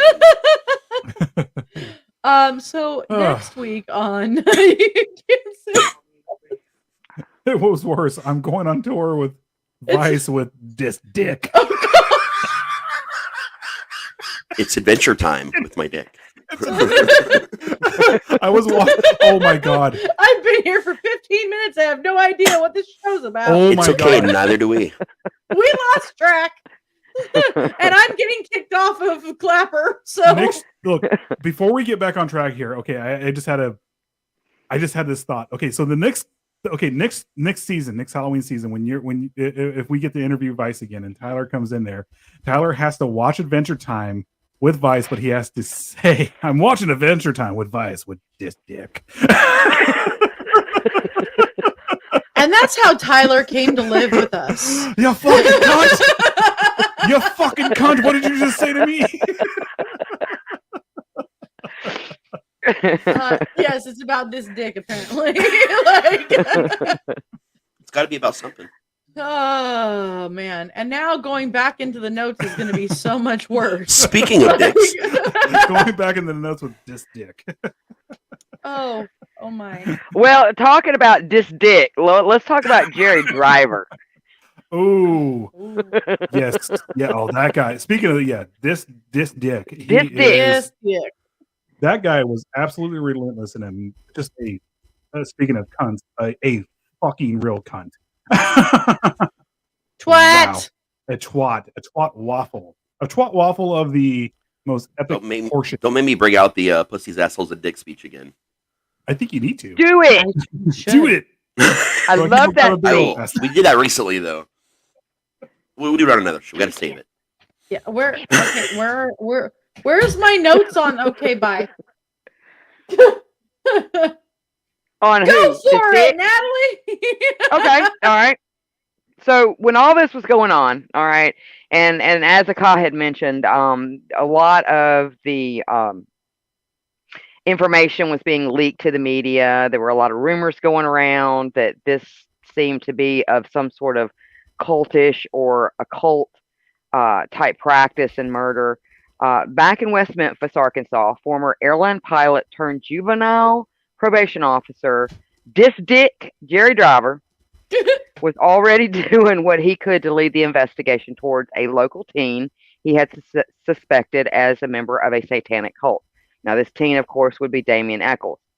Driver was convinced that Damien and his group of friends were involved in a local satanic ritual. What was Driver's reasoning why he thought this? Well, Damien wore all black. He listened to Metallica, and Driver had once seen Damien walking with his friends holding a staff. For Driver, that's all it took to get Damien on his radar. Which more than likely, Damien probably was walking with a staff. He was getting into Wicca and stuff like that at the time. Here's the thing. I wear all black. Like most of the time. Unless I'm wearing ugly, awesome sweaters. But I mean, I'm pretty much always wearing black. I'm always blasting metal when I have the opportunity. I have a ton of tattoos. I am into the occult. That doesn't make me a fucking murderer, let alone a murderer of that proportion. And it's so dumb that people are like, oh, hey, he wears all black. He must have killed those kids. No, it's the fact that I'm stabbing people that makes me a murderer, not my color. Exactly. As ridiculous as it seems, I can remember. Now, granted, this was probably about 10 years. Well, I don't want to say 10 years, maybe about 6, 7 years before all this. I can remember when I had my mohawk and stuff and had my combat boots and my leather jacket and all that kind of stuff. And we'd go to the mall and parents would literally pull their children to the other side of the mall. Like, you have people walking one side, people walking the other. They would literally pull their children. And I always thought it was so ridiculous. But you have that very, I'm sorry, I call it simple-mindedness. Very closed, small-minded, simple-mindedness that a lot of people tend to have. Can I read something real fast about Jerry Driver, just real quick? Little Jerry Driver, how I love listening to your sweet prayers every night, and then you jump in your bed, so afraid I was under there, and I was. I took it from the prophecy, actually. I just reminded me of that. Thank you, Tyler. Tyler says, I fear the people who sport Tommy Hilfiger more than I do the ones who wear all black. Yeah. What do they wear all black Tommy Hilfiger? Run? I don't think Tommy Hilfiger even has anything that comes in black. Like, no, I think pink and green and blue. And it's all pastel. Yeah, it's all pastel. And they're all wearing like Sperry's, even though none of them have ever been on a yacht. I wear Old Navy. I really like their pants. I wear what's clean. They're all sitting there doing the whole like poking a hole and opening, chugging it down. Oh yeah. And and then if they were on a yacht, it's mostly because they're throwing somebody's body off of it. Or they're just hanging out with their stepbrother looking for some hoes, Or at this time they were probably just off doing a bunch of cocaine. Yeah, the Nina, the Pizza, the Santa Maria. They were I'll do you in the bottom while drinking sangria. Every time I come, I produce a quart. Sorry. Oh God. All right. Okay. So back to what we were talking about. So at this point, the police were kind of stuck. They really didn't have a whole lot to go on, and like we were talking, a lot of parents, a lot of community, community leaders, things like that, churches, pastors were really breathing down the police back. Now, other than not really having a whole lot, not really having dealt with this type of murder before or in a very, very long time, all they had really was what the driver was telling them about Damien being responsible. Now, what I do find interesting is that early in the investigation, before Damien really comes into the scene and all the shenanigans with driver, the West Memphis PD did briefly suspect 2 West Memphis teenagers, a Chris Morgan and a Brian Holland. Mm-hmm. Both had drug offense histories and had abruptly departed from Oceanside, or had departed for Oceanside, California, 4 days after the bodies were discovered. So I do find that interesting, and we can get into that more because there is some information regarding these 2 teenagers' possible being responsible for these murders? This is something I think we actually can here in a minute get into the after the suspect when we read the suspects and stuff get into who we think really did it. Well, I was gonna read a little bit about the victims first. I was gonna say, yeah, let's talk about the victims a little bit. Again, guys, this part is this is brutal and sad. It's terrible. Like I wrote in the original description of this, these kids literally got together to go ride bikes and go play and have fun, have adventures, catch bugs, do all this other stuff. They were find frogs. I don't know. Stephen Branch was told by his mom because he begged to go. And she said she had to go to work, and she said, "Well, you need to be home by a certain time, or I'm going to ground you from your bike." And for 2 weeks. 2 weeks, and that was her last words to her son. So let's talk about Stephen Edward Branch. He was the son of Stephen and Pamela Branch, who divorced when he was an infant. His mom was awarded custody and later married Terry Hobbs. Branch was 8 years old. He was only 4'2" tall. He weighed 65 pounds and he had blonde hair. He was last seen wearing blue jeans, a white t-shirt, and riding a bike. It was a black and red bike. He was an honor student. He lived with his mom and his stepfather and his 4.5-year-old sister, Amanda. And yeah, his mom's last words were, "Hey, yeah, you can go, but you need to be home when the lights are coming on. And if you're not, I'm taking your bike away for 2 weeks and you're grounded." Christopher Mark Byers. Now, getting into this, John Mark Byers is the one who had all the mental issues, but he loved his stepson. Yes, definitely. He actually did everything he could to take care of him. And if you've seen Original Paradise Lost, they're the ones they focused on him, and it made it really dramatic. And it's real sad how this man is suffering. I'm sorry. Something that I needed to mention about all of them, actually. Steve Edward Branch, Christopher Byers, and Michael Moore were all second graders at Weaver Elementary School. Each had achieved the rank of wolf in the local Cub Scout pack, and were all best friends. And Steve Edward Branch is buried in Mount Zion Cemetery in Steele, Missouri. Oh, wow. Christopher Mark Byers was born to Melissa Defer and Rick Murray. His parents divorced when he was 4 years old, and shortly afterwards, his mother married John Mark Byers, who adopted him. Byers was 8 years old. He was 4 feet tall. He weighed 52 pounds, and he had light brown hair. He was last seen wearing blue jeans, dark shoes, and a white long-sleeve t-shirt. He lived with his mom, Sharon Melissa Byers, his adoptive father, John Mark Byers, and his stepbrother, Sean Ryan Clark, who was 13. According to his mom, he was just a typical 8-year-old. He still believed in the Easter Bunny and Santa Claus. That's like, he is buried in Forest Hill Cemetery East in Memphis, Tennessee. By the way, John Mark Byers died in 2020. Yes. It wasn't COVID. I think it was like a heart attack or something like that from prior drug use and everything. So, now, do you guys know the main difference between Satan and Santa? Just a switch of letters. Dyslexia. Yep, dyslexia was the answer, yes. Santos El Helper. The Simpsons. Dyslexia.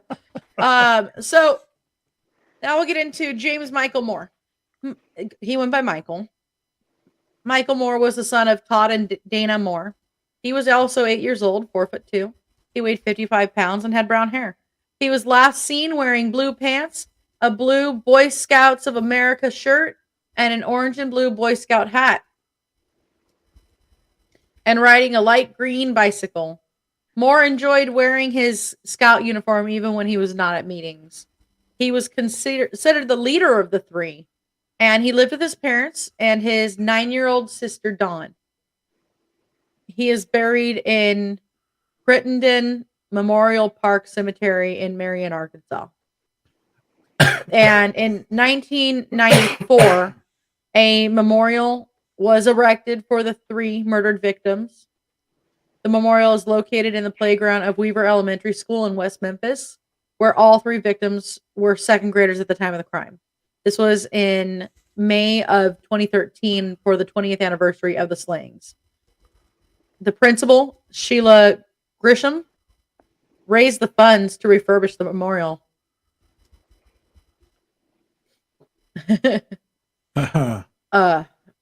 Sorry. All right, so I guess we're getting into the suspects right now, right? I'm gonna read some of the comments real fast. It's basically the same. This was an answer to what's the difference between Satan and Santa? One's white, one's red. One's white, one's red. And that's where candy canes come from. And then One there's has a great big if bushy someone beard. came to me and was proud to wear Tommy Hilfiger, I'd quickly tell them to back the fuck up. Unless you have some booger sugar, then we can talk. Fun fact. So polo shirts were actually designed by and made for cokeheads. It let them feel sophisticated, but they were still had that air of approachability. You know what I'm saying? Because how else can you get your coke? I love Raz's fun facts. That makes a lot of sense now, actually. They're all true, even if they're not. They're all true, even when they're not. Exactly. All right, let's get into these suspects. This is where we can have some fun. Okay, I just want to point out again phrasing. This We're gonna get into these suspects. This is where we're gonna have some fun. Okay, one more time. That's why you always saw Pablo wearing a collared shirt.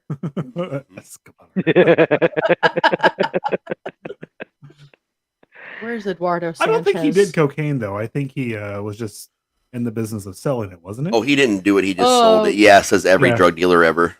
But he had to look it up, right? Says every drug dealer ever.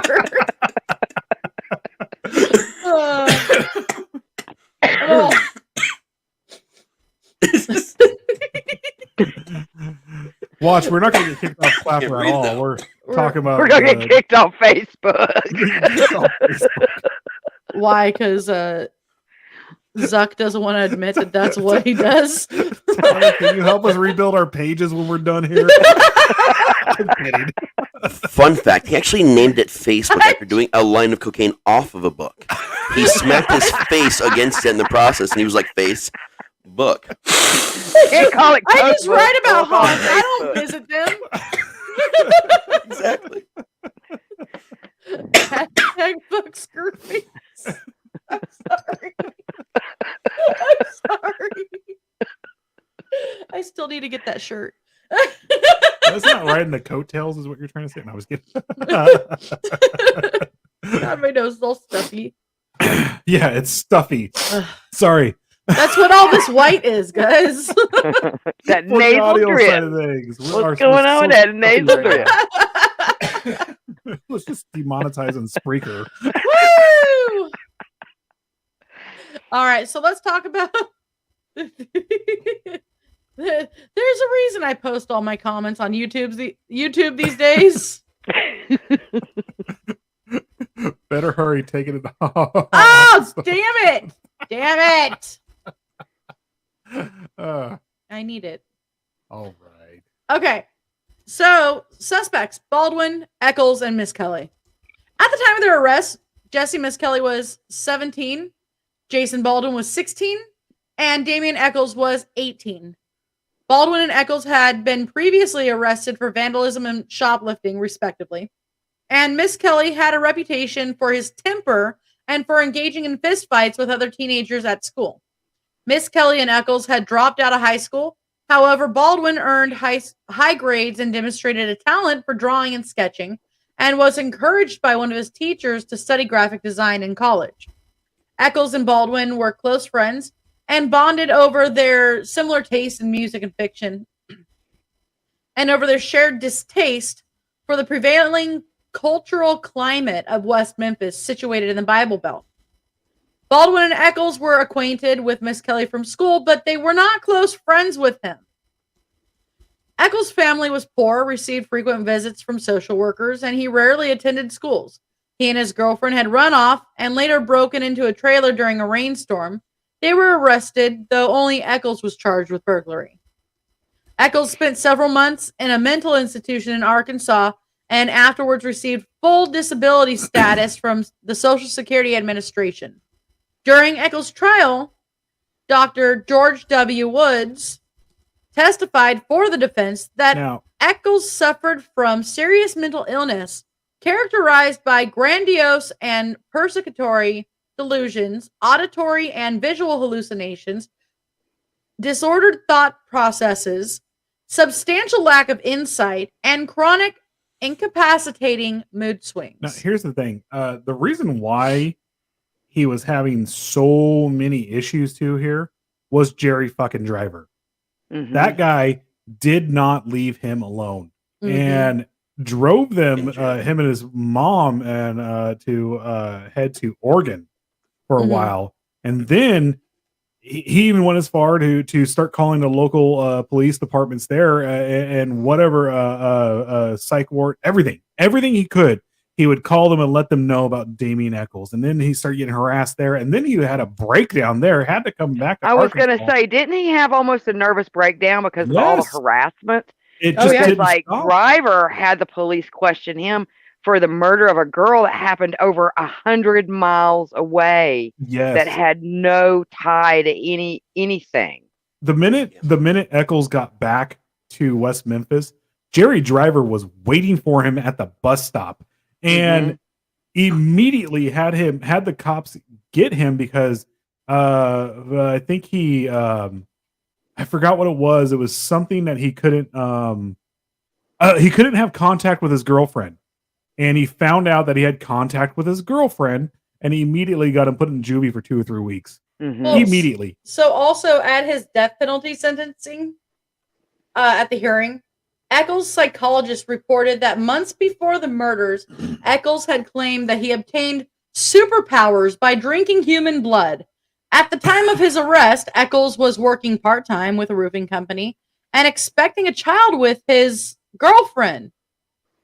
So, yeah, and I'm sorry, I don't believe a whole lot of these diagnoses. I don't. Well, the thing about it is, Damien Eccles was actually extremely smart. I mean, he was maybe not in the academic sense, but he was very intelligent. He was very creative. He had a creative mind, a very artistic mind, and he was extremely sarcastic. And you could not blame him after everything that he had been through to just say, I am the Lizard King and I can do anything, just to see, like the middle finger to authority. These boys actually believed, with the exception of Miss Kelly, because Miss Kelly didn't understand anything that was going on. He was just going along with things, thinking that he would, as soon as this was over, he was going to go home. Jason, Damien Eccles, babe, sorry, it's throwing me off. Damien Eccles and Jason Baldwin, they really believed they really believed that because they didn't do anything, they believed at the end of this they're going to be let go. So the entire time, this is the reason why Damien Eccles was being a shithead the entire time. One, he's just a shithead punk, just talking shit to authority, which that's what they do. That's what kids do. Like we all did it. But he was basically like, they all believed that when this was over with, Jason Baldwin believed that God was on his side. No joke, that God would not let this happen to him. I mean, I'm guilty as a kid for doing the can and here, okay. Example of being a shithead little punk, okay? What? My friends and I were standing there with the police across the street harassing some of our friends. We started doing the can and we said, I smell bacon, I smell pork, I smell the police of Buena Park. But yeah, that's just that age. And then if you have somebody that's constantly like, and they were always fucking with us. Yeah, I mean, like you become very anti-authority. Yeah. Yeah, they had it out for all the punk rockers in that area, like over there in Buena Park, and they would mess with you just simply if you had like they would mess with you for walking down the street. I will never forget, me and a whole bunch of our friends were walking in Little Five Points, and like a cop did like a full body like pat down. Oh yeah. We got for nothing. sat down for nothing for walking, like we were walking towards Knott's, and it was just a group of us. And they didn't like that there was a group of us gathered together walking. So they stopped us and searched us all. And it was just ridiculous because none of us were doing anything wrong other than going into Knott's to go ride rides or play video games or, you know. The problem is, though, a lot of us are born that way. And like, even now at my age, I still have problems with authority. I mean, it's weird because, like, in Riverside, most of the cops were really cool, and they treated us evenly. The North Dayton cops were cool. It wasn't until we went into like the richer cities where the cops would just, they'd follow you in their car, or if you were at the mall at one of the nice places, the guards would follow you around the department stores and shit. Like, that was normal, but like here where we live, the cops were actually not bad. And I got to grow up also with a cousin who married into the police force. One of my best friends ended up joining the force for a while. Another one that I met just a couple decades later was an ex-retired police chief, and he's like one of my best friends in the whole world. So it was really weird for me, like seeing both sides at any given moment between the really cool, like down to earth, want to help you side versus the I'm following you because you're a different side, and you never knew kind of. Well, I have a lot of friends that are officers. My thing is with authority. That would have meant any authority figure, any adult, The whole logic of show me your ID right now. It's fuck my you. dad is. Show you my oh ID. my God! Did you get that too? Yeah, I'm walking down the street. I don't have to have ID on me. Thank you very much. My dad is bald with blue eyes, and he didn't used to be as tan as he is now. But I kind of figure that he's a beach bum. But like my dad's bald. He shaves his head because he was going bald. And he has blue eyes. And so he would actually get questioned a lot just simply because of that. And it's funny because if they had seen his hair, he has black hair. I mean, did he wear ox bloods? No, not at all. I mean, my dad was pretty regularly wearing like a Mickey Mouse t-shirt and like board shorts. Like, and still wears a higher class version of that now. Like, the thing that killed me the most was like when you'd just be chilling in a parking lot with like a group of friends and they'd show up. And like for us, we weren't doing anything fucked up in the parking lots. Half the time we were playing like hacky sack or we were just smoking a cigarette, just standing there and talking.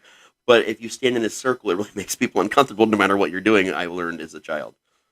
You cannot stand in a pattern of any kind anywhere or people will lose their shit. No pattern especially standing. A circle. Damn it. Yeah. And then we have stuff like they do block takeovers over here in our neighborhood and they street race down the street behind us. None of them get in trouble.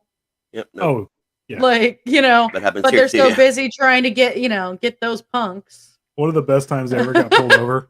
I literally turned down the dirt road to go to my house. And this is probably like, it was 8:00 at night. I was a senior in high school and I was actually coming home from, because I found out from my counselor, I missed a couple courses that I needed to do. So they got me enrolled in our adult school, which is also ran by the Kern High School District. And I was literally coming home from that. I got pulled over by a cop and he goes, "What are you doing here?" I was like, "I don't need to tell you that." And he's like, "Well, what's going on here?" Like, I think I sat there with him for a minute, and all of a sudden he's all, "Seriously, why are you turning down this dirt road?" I was like, "I live down there." And he's all, "You do what's the address here?" I was like, 7130 Barlow Road. I was like, "Do you need to see my ID right now?" I remember getting into it with him. And he's like, "All you got to do was say you live down there." I was like, "Dude, why are you questioning me? Why would I be turning on this road when I knew a cop was following me?" He's like, "Oh, whatever." And he just like left. That was the end of it. I'm done with you. I remember that so vividly. I was like, "Come on, man." I talk about being harassed, and then I'm thinking right now about all the times that I really should have been harassed. Like by the police, like getting shit faced by the train tracks. and like they will say breaking into abandoned houses, like all kinds of crazy shit. Never a cop around, but we're standing in a circle in a parking lot. There's like 5 cars. There were a lot of cool cops that recognized when it was okay. Like, you're just kids blowing off some steam. Here in Kern County, a lot of cool sheriffs. There was a couple. Usually the new recruits is usually the ones that are like all gung ho about. Yeah, they were the one. I had a few of them who I was like, one of my friends at the time threw up all in my car as we're coming out behind the school was about a half mile away from my old house, and it was a party area because you had a field and then you had one of us school right there, and you could literally go party there with your lights off and. You could see the 2 main highways coming together. You could see all lights. And as long as you got out of there at a certain time when there was no one going by, more than likely you weren't going to get popped by the cops. Well, there was all of a sudden everyone's like, we got to leave right now. And I kept trying to tell everybody, I was like, don't leave all at once. I was like, one at a time. Every so many part, everyone just lined up. It was a parade of about 10 cars coming out from behind the school. And then lo and behold, mine was the last one. And I saw lights coming up in the distance. I was like, I know that's a sheriff. I know it's a deputy. I was like, I know it's a deputy. And all of a sudden I look over to my friend and he looks at me and he just goes, my name is Ralph, all over my car. Now, oh my God. I was like, I'm pulling onto the highway going, what the fuck, dude? He's I'm sorry. And he just kept throwing up everywhere. I had literally like probably about 5 or 6 beers, but I'm a big dude. I can maintain myself easily. And right on cue, lights turn on. I was like, you motherfucker. I was like, I just graduated. I'm swimming in vomit in here, and now I'm getting pulled over. Damn. I graduated. I was 19. I graduated at 19 because I got held back. He was 16 years old. He was just going into his senior year, or I'm sorry, he's 17 going into his senior year. And I literally get pulled over by the cop, and he turns to me and he comes to the window and goes, how much have you had to drink? I was like, I had a couple beers. He's all, do you guys know you were behind one of us to school or whatever? He's all, you know, there's a school partying behind. I was like, yes, I know. He's all, what are you doing? And I was like, I'm trying to get my friend home who's just threw up all over my car. And he looked into the car and goes, I saw the expression on his face. I'm not dealing with this. This is too much paperwork, too much mess. Turned around and goes, I'm going to follow you for the next mile. If you swerve once, I'm going to pull you over and get some other cops over here, and they'll take care of this. And I was all, thank you. And he did about a mile and a half down the road, followed me. And I looked over as soon as he was over. I was like, you motherfucker, Ryan. I was like, you are cleaning this up, but you saved our asses because you threw up. I was going to say, he saved you guys. All that vomit. So, sorry. Dell has a comment in regards to our actual subject. Which was Andre the Giant, the Nephilim. I know. Andre the Giant, the Nephilim. Nephilim. A lot of the psychs at the time were very eager to have bizarre patients to report on.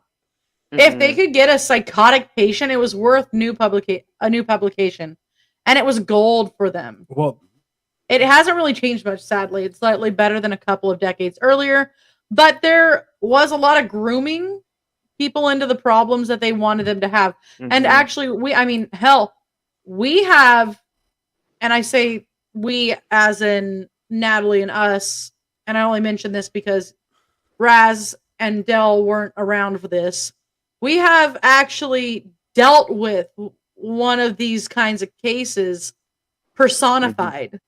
You know, like she somebody who on top of it wanted to have all these bad things wrong with them and utilize them as a means to further her supposed fame. But at the same time, these doctors, they went along with it. She actually has the paperwork that says she has all these disorders and all these comorbidities with these disorders. And it was like compiling one over the next. And she is a psychiatrist's freaking wet dream. Well, the thing with this case, it actually, a lot of people saw, again, they saw dollar signs in their eyes, and it built the careers of people on this. This with the McMartin preschool scandal, and this actually funneled a lot of money into these what is it? Funds that go after satanic abuse or whatnot. All this other stuff. It got a lot of money going that way.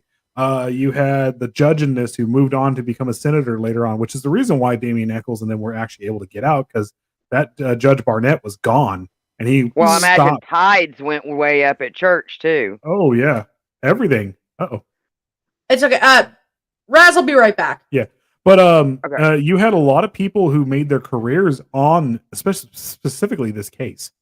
So it's just well, I mean, that was the whole thing. Is you had the psychiatrists that were making money on it because it was an interesting case psychologically. You had the judge who was able to further his career. You had the police officers involved. They were able to further their careers by simply being involved in searching and arresting.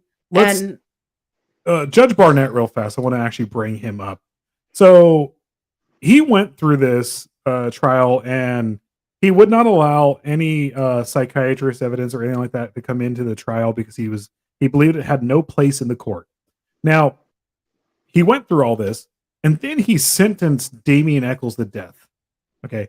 So then Judge Barnett, and I'm only going to say his political leanings because it's relevant to what he was, but he became a Democrat senator of state senator of Arkansas.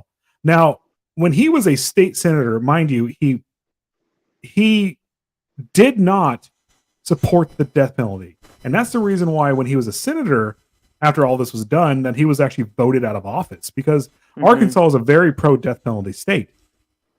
I find that to be very hypocritical that he sentenced Damian Eccles to death, and then when he became a state senator, ran on the Democrat logic of or the campaign or Democrat views of getting rid of the death penalty and lost his job.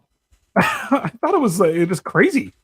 Very it was kind of like karma, though, if you think about it. It was. And I like, again, I'm only bringing up his political leanings because it was relevant to him becoming a senator. It's no different than bringing up Bundy being a Republican and Gacy being a Democrat, because was accurate. That's who they were. It's reality. That's what happened. Oh, right. So let's see. I guess we're going to get into Chris Morgan and Brian Holland. Are these the two? Are these the two people you were talking about, Natalie? The ones that had left 4 days afterwards. Yeah. Yeah. Okay. Did you want to talk about them, or did you want me to read the information that we have on them? Yeah, just read the information that you've got. Okay. Now I do have a few other suspects here. So no, Chris you know Morgan... what? Go ahead. Yeah, I'll do Mr. Bojangles. Okay. So early in the investigation, the WMPD briefly regarded two West Memphis teenagers as suspects, Chris Morgan and Brian Holland, both with drug offense histories, and had abruptly departed for Oceanside, California, 4 days after the bodies were discovered. Morgan was presumed to be at least casually familiar with the three boys, having previously driven an ice cream truck route in their neighborhood. It's always the ice cream truck driver. We have a creepy one in Sweet our neighborhood. Tooth.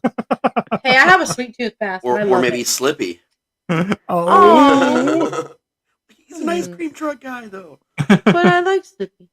So, Slippy's rad. Yeah, but he works at an ice cream parlor. Ice cream parlors don't move. Slippy has a truck. It's just broken down right now. Long story. So, arrested in Oceanside on May 17, 1993, Morgan and Holland both took polygraph exams administered by California police.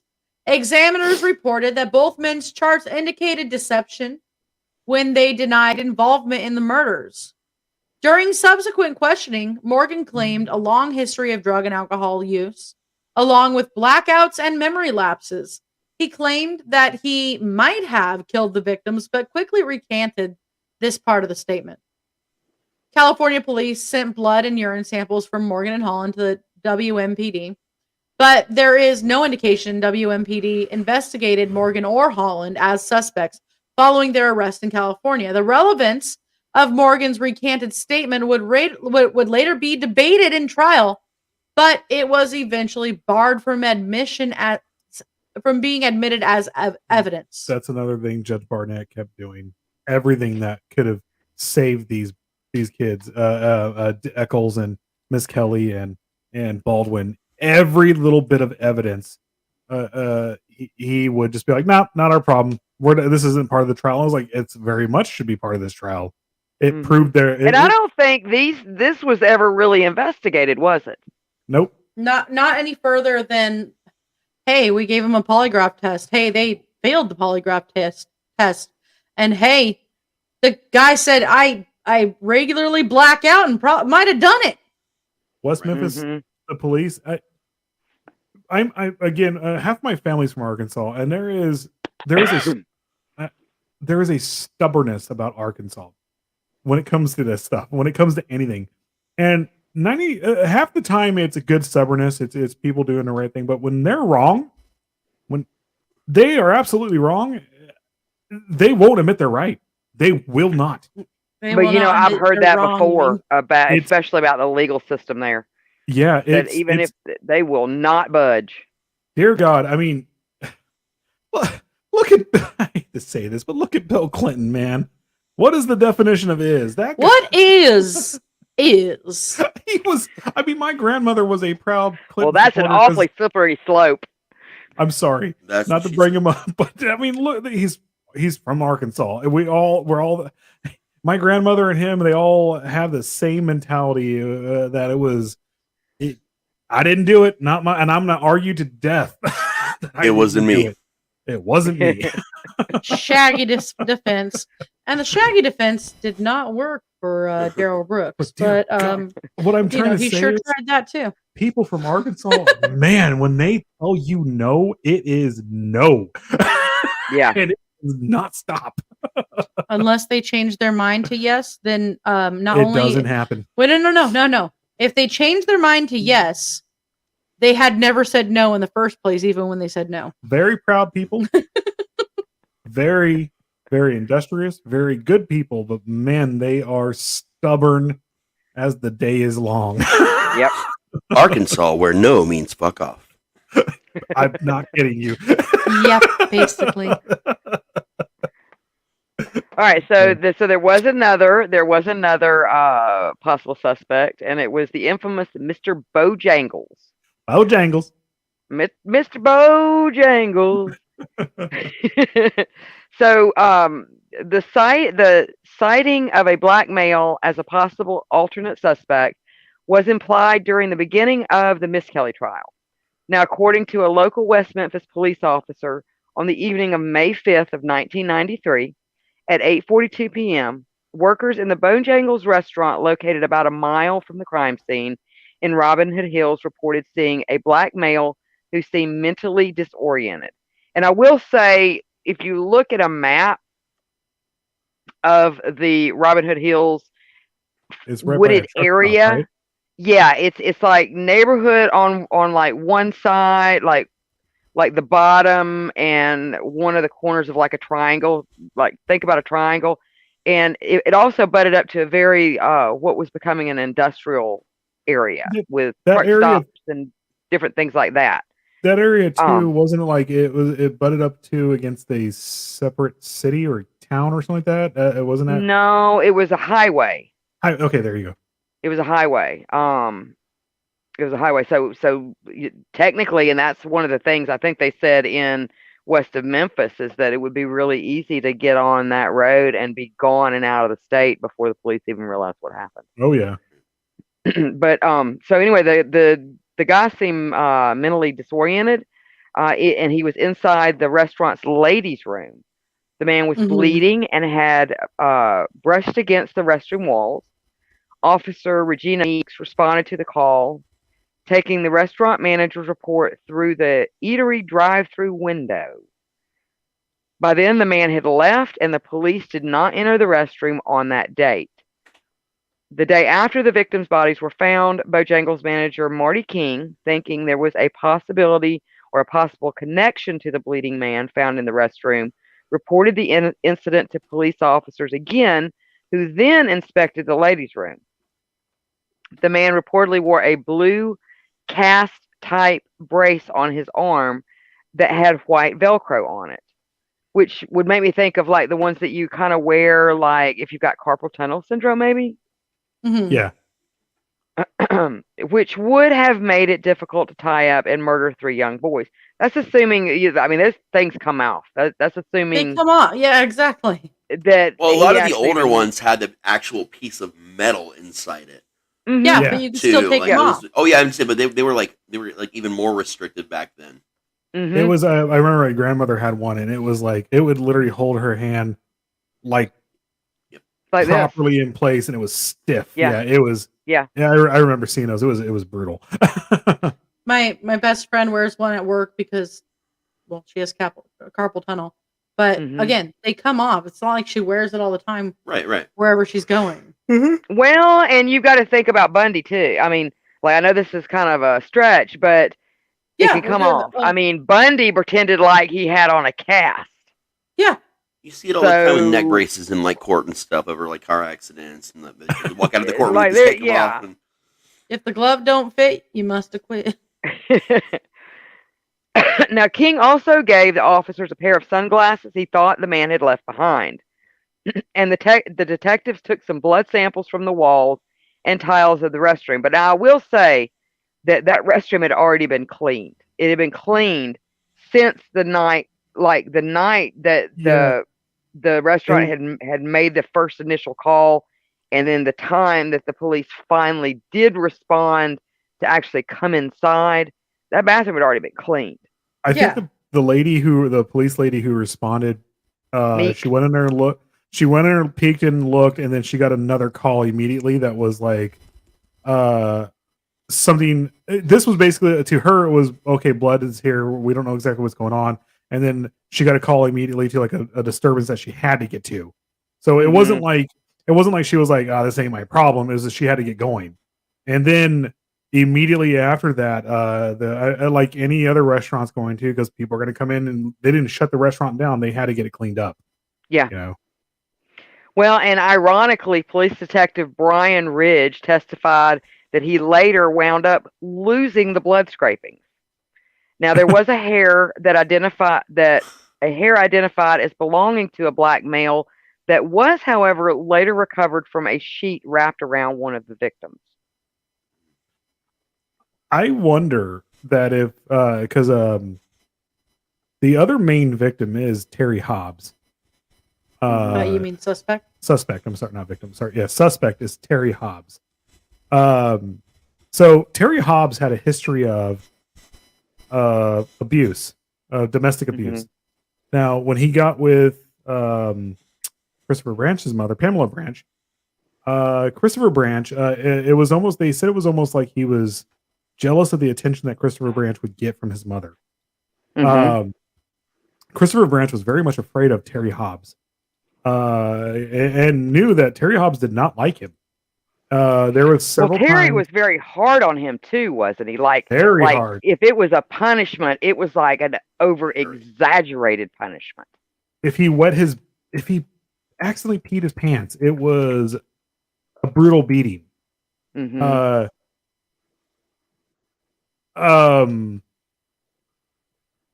Sorry. So if he it was a brutal beating. So then if basically what happened was that Terry Hobbs that night they were saying they actually retraced a lot of stuff because in one of the bindings the reason why they were saying bringing up new evidence is they found a hair that went back to Terry Hobbs in the bindings of their hands and stuff like that. That was wrapped. That was in the knot. Well, and if I'm not mistaken, I know we'll get into it later, but I think that they also found some cigarette butts too, didn't they? They did.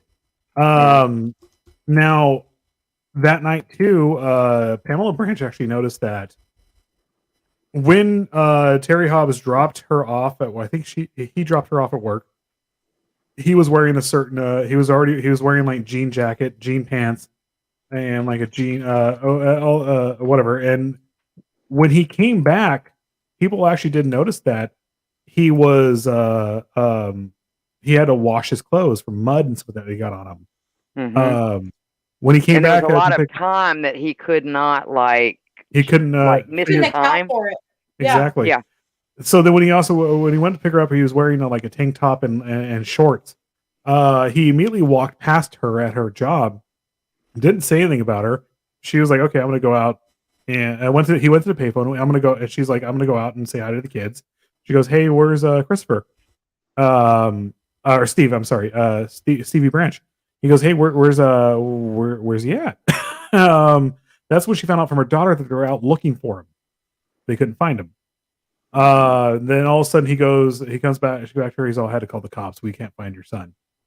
Now, that is right there where he couldn't account for time missing. There was actually some people who actually came up and said, "Hey, they did see some things when he was walking back." But yeah, they couldn't exactly. He couldn't account for where he was at. He kept changing. Later on down the road, he changed his. He even couldn't account to because he sued. Who was it? One of the Dixie Chicks. He sued one of them for defamation, and then she was like, I remember that. She's like, "I don't know why he's suing me."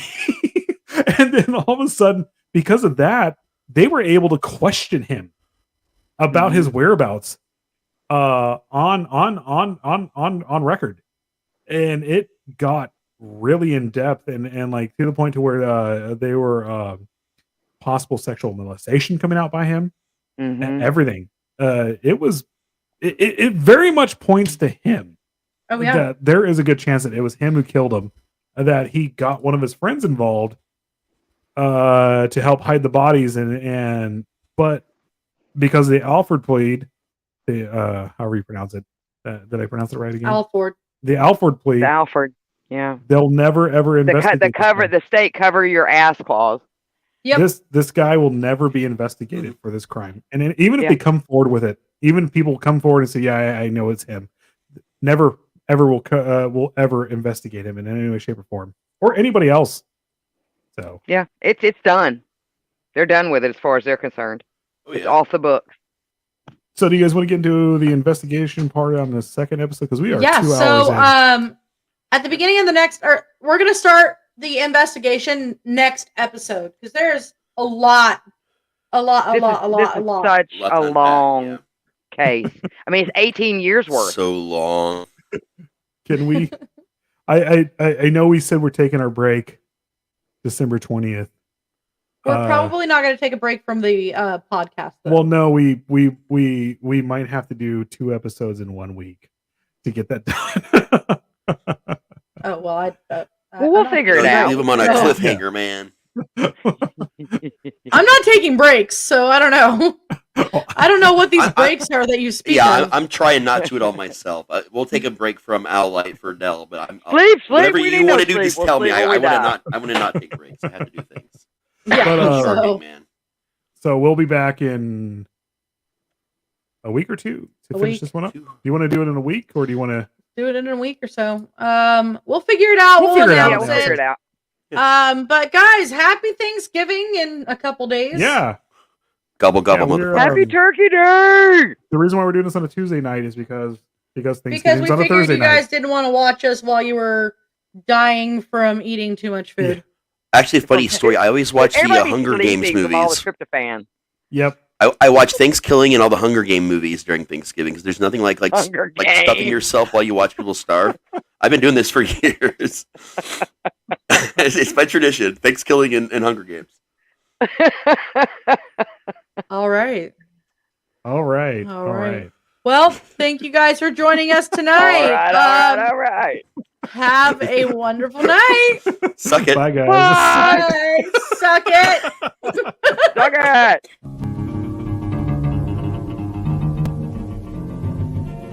I know set the world higher. I know the lost of a